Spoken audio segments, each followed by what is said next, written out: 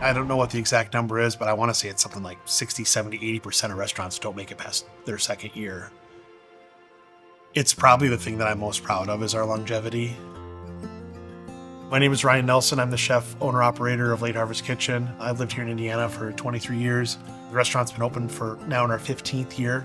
We're a farm-to-table restaurant. We try and source our beef, lamb, duck, pork, rabbit, chicken, turkey from local purveyors.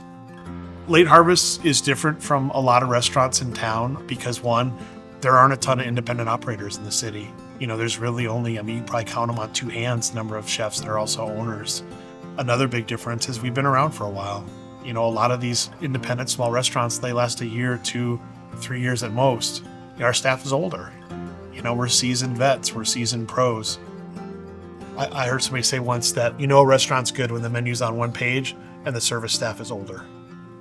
And I think that makes a lot of sense. I think that kind of sums us up in one way. It's on one sheet, and we're all some guys that have been around for a bit. I really associate food with time and place, whether it be a celebration, whether it be a holiday, whether it be the first asparagus of the season or backstrap from venison from a deer, the height of fall. My favorite thing to cook is like what's in front of me at that moment, in that time.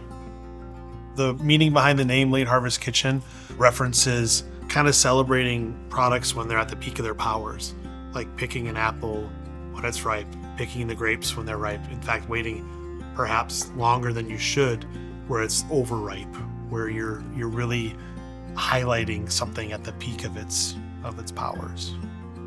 Favorite thing about being a chef and kind of also like how it works with being an owner operator is, I would bet that I spend maybe 15 to 20% of my time actually cooking, where the rest of it is running the business and managing the employees and marketing the restaurant and doing the books and fixing the ice machine and all of the stuff that a small business owner does.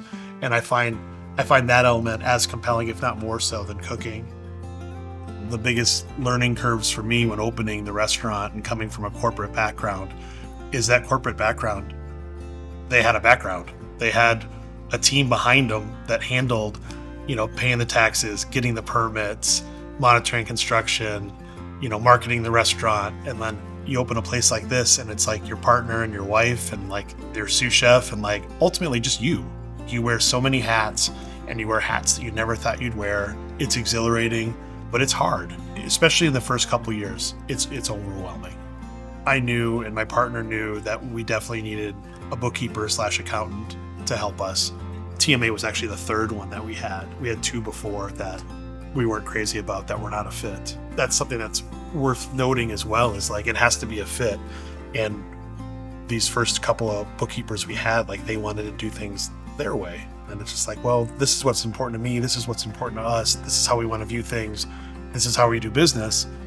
And you have to find a partner that is willing to work with you. You have to find a partner that, sees you as unique, sees what you're doing as something special and listens to you. And right from the beginning with TMA, like it worked out really well. They do our taxes, they do our day-to-day, they do our payroll. It's not 3 different companies. It's one company. It's all under one roof. It's different people, but it's within the same email. You know what I mean? You have so many purveyors, you have so many accounts, you have so many people to deal with. It's nice when you have systems in place with a firm and it becomes, honestly, almost automatic. I would say having the financial aspect of the business taken care of by an accounting firm, it does free you up. It does give you some hours back in your day when you're that one-man band that answers the phone and, unclogs the sink. When you have extra time, you spend it with your family. Some days, if you have extra time, it's nice to honestly just spend a whole day cooking. And it's funny for a chef to say that, but like the days where I spend an entire day cooking are few and far between. But they're special to me. It's something I really enjoy, and it's great for my mental health. I've been doing this for my whole adult life, and it is fun to revisit, I did this, in the late 90s, or I did this in the late aughts, and like you kind of come back to some dishes and bring them back and share them with new people and tell them why that dish is important, or tell them why it was important at the time and it's still important now. And that's a lot of like what being a chef is telling a story and then also like teaching that story. I'm super proud of the friendships that we've made.